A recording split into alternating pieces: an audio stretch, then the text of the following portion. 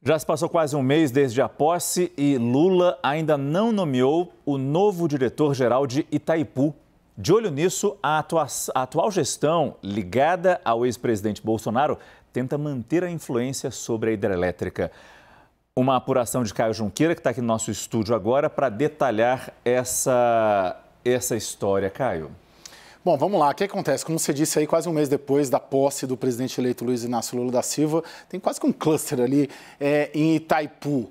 Ou seja, toda a gestão continua sendo a gestão do ex-presidente Jair Bolsonaro, toda a cúpula ali. E nessa fase, nessa era Bolsonaro, Márcio, houve praticamente uma remilitarização da usina de Itaipu, do comando, né? E principalmente nesse último ano, com um controle muito afiado ali da Marinha, né? A Marinha é um poder, é uma das forças que costuma controlar ali esses órgãos ligados à energia. Mas eu vou contar aqui, a partir de uma série de documentos que nós levantamos, Márcio, o que aconteceu a partir da derrota do Jair Bolsonaro ali no final de outubro. A gente organizou uma arte, aqui o Risden é o almirante, que é o diretor-geral ali da usina ali, da empresa que controla, que tem a hidrelétrica de Itaipu sob sua guarda. Eu vou contar ali o que aconteceu desde o segundo turno. Por exemplo, foram fechados, a Luísa Sena aqui, nossa colega jornalista da nossa equipe do Prime Time, ela fez um levantamento de todos os convênios e contratos e aditivos que foram assinados pelo almirante Risden em novembro e dezembro, ou seja, no período de transição, e chegamos a esse valor de 644 milhões de reais. São convênios com prefeituras, são aditivos de contratos antigos, aditivos por 1 ano, 2 anos, 3 anos, 10 milhões, 50 milhões, bastante contrato assinado, já com o resultado eleitoral definido. A gente vai destacar um desses contratos aqui, Márcio, que mostra só um exemplo, né? Porque a gente está dando um numerão ali, ele já está na tela. É um contrato firmado com Itaipu, com a Prefeitura de Foz do Iguaçu, de R$1.725.000. Para quê? Para elaborar um projeto executivo para o Complexo Multiuso Cataratas. O que é isso? Eu fui apurar, é um projeto executivo de uma obra que a Prefeitura de Foz do Iguaçu vai fazer e não tem ainda quem vai fazer, quando vai fazer, onde vai fazer. Esse é um contrato bem significativo ali do que foi assinado depois.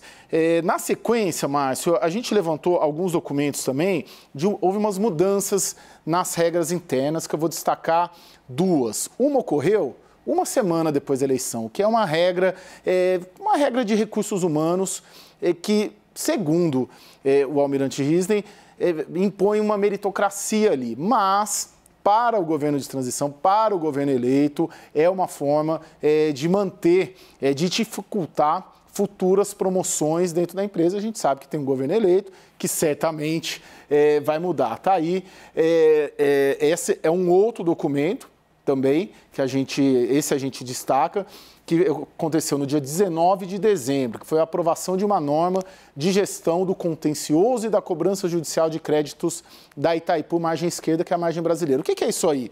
O que eles decidiram dia 19 de dezembro, a 12 dias da posse do Lula? Eles decidiram que o corpo jurídico que defende Itaipu nas suas causas passaria a ganhar honorários, uma taxa de sucumbência ali, né, que é o termo técnico. Isso há 12 dias. E, curiosamente, Márcio, depois na apuração, não durou um mês essa regra. No dia 16 de janeiro, isso a gente conseguiu levantar depois, essa regra caiu. Bom, vamos lá. Tem aqui a inauguração do escritório em Brasília, na verdade a reinauguração. Esse escritório de Brasília está previsto no tratado, tem que ter uma sede em Assunção, no tratado com o Brasil-Paraguai, que celebra 50 anos nesse ano, e está previsto que tem que ter uma sede lá. A gestão anterior à do Risden, mas ainda sob Bolsonaro, principalmente a do general Silvio Luna, né, um general que foi presidente da Petrobras, impôs ali um corte de custos, muitas economias, fechou o escritório de Brasília, porque ele avaliou, fechou de Curitiba também e fechou de Brasília. E agora o que aconteceu, sabe quando? Essa semana. Esse escritório foi reinaugurado. Então, teve uma nova alocação do escritório em Brasília, que havia sido fechado por um general, e o almirante reabriu. O que acontece aqui? Tem algumas nomeações, inclusive, para esse escritório. Uma das nomeações, uma esposa de um general que tem um cargo diretivo lá em Itaipu. Esse é o cenário geral. A gente...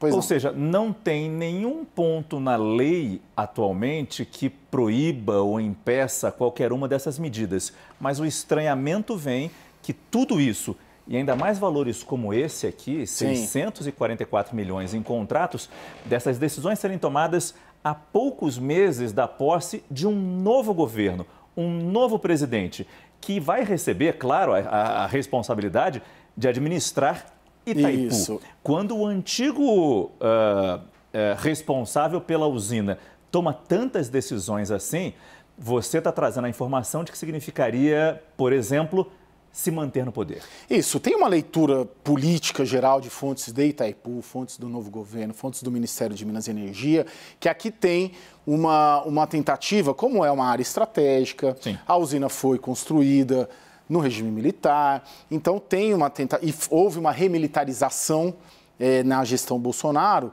uma tentativa via política de se manter esse poder político na era Lula. E tem um dado adicional também. Você falou dos contratos, Itaipu tem ela não é regida, o Tribunal de Contas da União não pode fiscalizar e auditar, porque é uma binacional.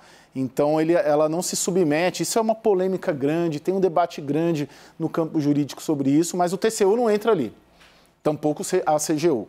Logo, você tem uma liberalidade maior. Tem um sistema de governança interno? Tem um sistema de governança interno. Agora, tem uma questão política.